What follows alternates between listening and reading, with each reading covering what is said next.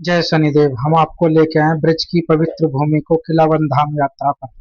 पहले पार्ट में हमने तो आपको दिखाया कि हम कैसे घर से निकलते हैं और कोकिलावन धाम की परिक्रमा लगाते हैं। दूसरी वीडियो में अब हम सबसे पहले आपको लेके चलते हैं सूर्य कुंड।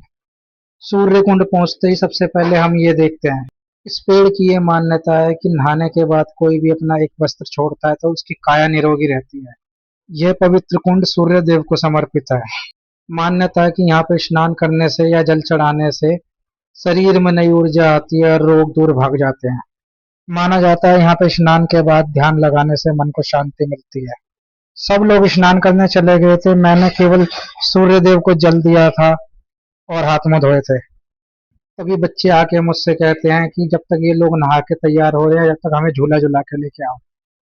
एक बच्चे को तो मैं ट्रम्पोलिन जो उछलने वाला झूला था उस पर ले गया और बाकी ये सारे झूलने वाले पे चले गए।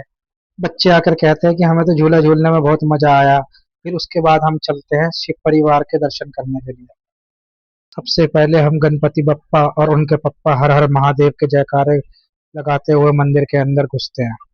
शिव मंदिर के लिए हमने फूल, बेलपत्र, जल आदि सब कुछ लिया हुआ था।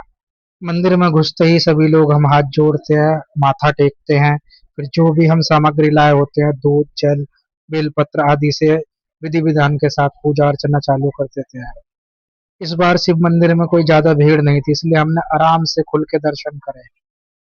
पूजा करने के बाद सभी नंदी महाराज के कान में एक एक करके अपनी मनोकामनाएं बोलते हैं। शिव परिवार के दर्शन करने के बाद हम निकलते हैं फिर गिरिराज जी महाराज के दर्शन करने के। गिरिराज जी महाराज के लिए भी हमने फूल, जल और दूध ले रखा था। फिर हम सभी लोग गिरिराज जी महाराज की पूजा करते हैं, उनसे आशीर्वाद लेते हैं और आगे के लिए चलते हैं। आगे अब हम करेंगे नवग्रह के दर्शन। नवग्रह में हम सबसे पहले करते हैं सूर्य देव के दर्शन। सूर्य देव के बाद करते हैं हम चंद्र देव के दर्शन।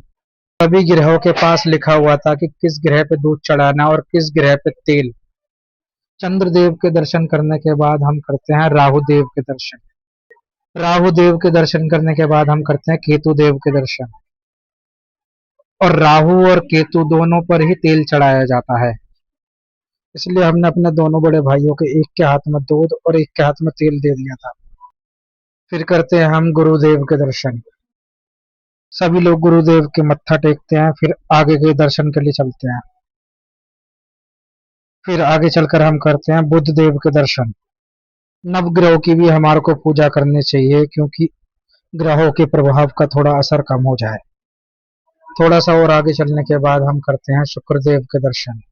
शुक्रदेव के दर्शन करने के बाद नवग्रहों में केवल शनिदेव ही रह जाते हैं। शनिदेव के दर्शन करने से पहले हम करते हैं बाबा बनखंडी के दर्शन। माना जाता है कि बाबा बनखंडी की तपस्या के कारण ही भगवान शनिदेव ने यहाँ पर स्थान लिया। फिर हम सभी लोग बाबा बनखंडी के दर्शन करते हैं, दूध, जल और फूल अर्पित करते हैं।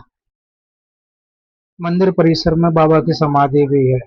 भक्त आके यहाँ पे समाधि के भी दर्शन करते हैं। भक्तों का मानना ये भी है, बाबा आज भी अदृश्य रूप से उनकी रक्षा करते हैं। सभी लोग अब बाबा बनखंडी के दर्शन करने के बाद चलते हैं शनिदेव जी के दर्शन करने के लिए। शनि मंदिर बाहर से बिल्कुल प्राचीन राजा के महल की तरह ही लगता है। सभी लोग फिर मंदिर परिसर की ओर बढ़ते हैं। मंदिर में जय शनिदेव के नारे गूंज रहे होते हैं। मंदिर परिसर में पूजा करने के लिए पंडाओं ने स्थान बनाए हुए हैं। वो आपकी इच्छा है कि आप पंडित जी से पूजा कराना चाहते हो या खुद कर लोगे।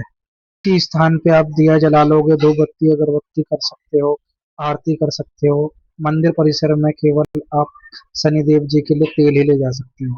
फिर हम सभी लोग यहाँ पे जो जो सामग्री शनिदेव को चढ़ती है वो चढ़ाने के बाद हम आरती करते हैं। सभी लोग आरती करने के बाद चल देते हैं फिर शनिदेव के दर्शन करने के लिए। रास्ते में चलते हमारे को एक भगत जी मिलते हैं, जो हमारे को बताते हैं कि सूर्य और छाया के पुत्र है शनिदेव, न्याय के देवता है, कर्म फल दाता है। अगर आपको ग्रह दोष या शनि दोष लगा हो, जैसे साढ़े सात या ढैया, इधर आकर एक बार दर्शन जरूर करें। उन्होंने हमारे को एक मंत्र भी दिया, नीलांजन समाभाषम रविपुत्रम जमाग्रजम छाया मातंड संभूतम तम नमानि शनिश्चरम।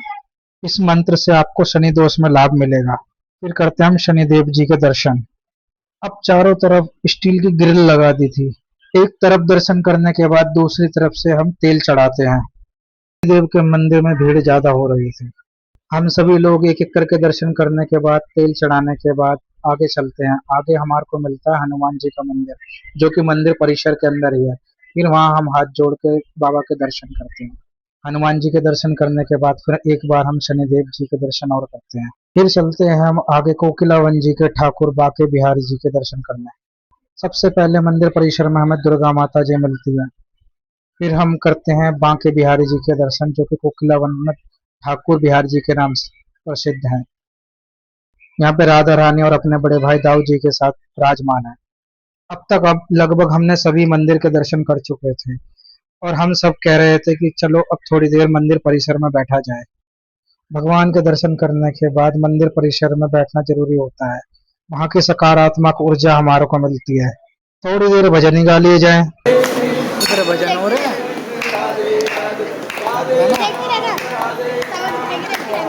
भजन हो रहे हैं। ये भाई हमारा प्रसाद खाने में लग रहा है। हनुमान जी के दर्शन करने से हमारे को शक्ति मिलती है। परिक्रमा लगाने से हमारे को कष्ट दूर होते हैं। सूर्य कुंड में नहाने से हमारे को ऊर्जा मिलती है। नवग्रह के दर्शन करने से हमारे दोष थोड़े कम हो जाते हैं। बाबा बनखंडी से हमारे को भक्ति और तपस्या देखने को मिलती है। शनिदेव हमारे को सही रास्ते पे चलने के लिए सिखाते हैं। कृष्ण जी हमारे को आनंद और प्रेम सिखाते हैं। तो आपको कैसा लगा हमारे साथ संपूर्ण कोकिलावन जी के दर्शन करके? मेरा मानना यह है कि अगर आप आस-पास कहीं रहते हो या थोड़ा दूर भी रहते हो तो कोकिलावन धाम एक बार जरूर जाएं। मैं भी अपने परिवार के साथ, अपने दोस्तों के साथ कोकिलावन धाम के दर्शन करने आया था और बच्चों ने तो पूरा पूरा एंजॉय करा। अब हम वापसी घर के लिए निकल गए थे। हमारे साथ आपको अगर कोकिलावन धाम की यात्रा अच्छी लगी हो तो आप लाइक, शेयर एंड सब्सक्राइब जरूर करें।